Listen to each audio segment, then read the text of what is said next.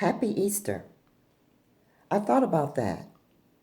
For many of us, it's not happy, as Easter is in the time of a pandemic. Children have lost parents, mothers have lost children, spouses and loved ones have also been lost. Even this Easter, more will die.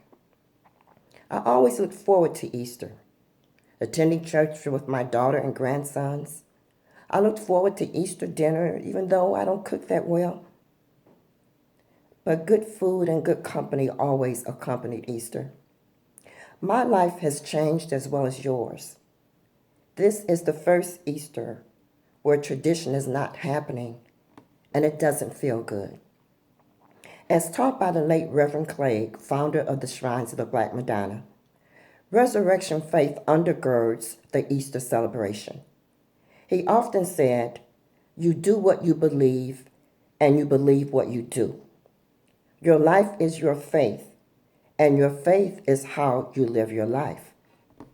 So, the resurrection faith is expressed in these words that he wrote.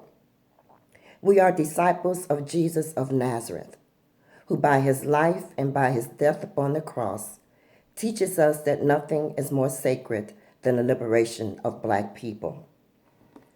Don't be afraid of the word liberation.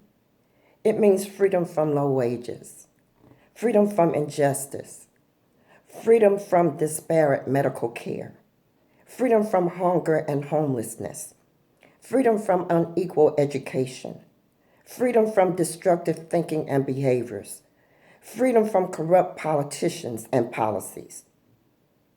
So, while we mourn the lives lost, let not their loss be in vain.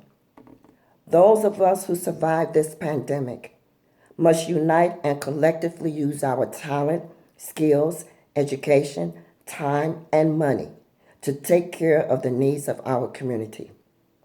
We must say, never again. This Easter is a resurrection faith. In the words of Jesus, the Black Messiah, what you see me do, ye can do, and even more. The kingdom of God, or the power, is within you. In closing, the poem written by Reverend Clegg entitled Identification.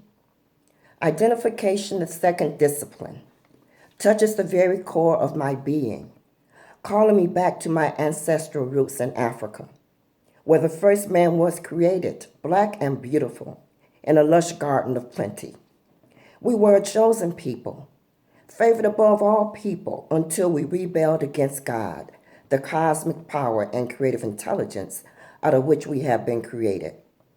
But we could not escape. God remained incarnate within us. Identification opens my eyes to the defilement of our enslavement by a ruthless enemy who brutalizes and exploits and declares us to be inferior. I identify with my people everywhere, rejoicing in their triumphs and suffering their pain. We are one. I recoil from the brutal separation forced upon us. The spiritual powers of my fathers engulf me. The voice of the drums calls me back to the gods of my people, and I join in their healing firelight dance in the sacred circle beneath the stars. Identification makes it possible for me to see the power of Jesus before he became the captive of the church, with its sterile white individualism, with its futile effort to wipe out the African foundations of Christianity. Identification with my brothers brought me back to God.